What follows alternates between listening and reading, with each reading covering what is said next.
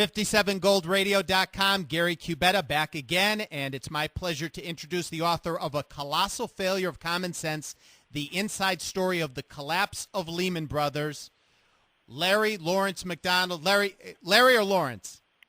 Larry's fine. Okay, Larry's fine. Larry, pleasure to have you with us.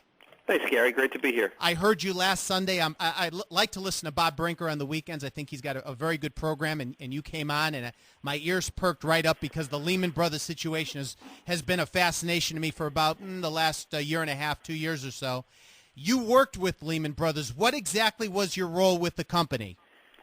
Well, I traded distressed bonds. So I traded corporate bonds of companies that are in trouble, companies like Delta Airlines at the time, Northwest Airlines, companies that were struggling. I traded their bonds. Now, Larry, I remember I graduated from college in the 80s, and I was considering going to work for Merrill Lynch, which would be similar to a corporation like Lehman or Goldman Sachs. And back then, the company really was stockbrokers. You'd go to work and you'd do cold calls and you'd get people to buy stocks. And the commissions, of course, were much higher than they became later on with the E-Trades and the Schwabs. I hear about Lehman all the time. I wonder, is that the kind of company, are those the type of transactions that are still done today, or have things evolved over time?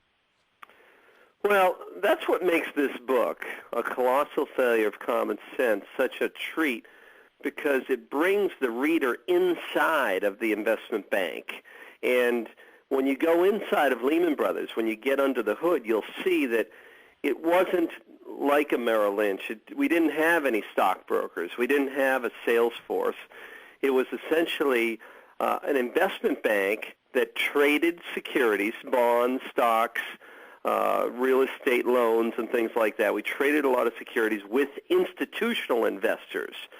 So we would trade. We traded a lot of bonds with Fidelity, T. Rowe Price, and alike. Now, the fall of 2008, the banking industry gets in major trouble, and the only major institution that was allowed to fail from Washington was Lehman, correct?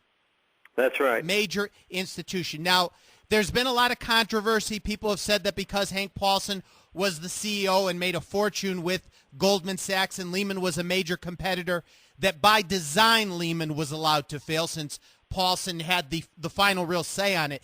Do you believe that Paulson wanted Lehman to go down?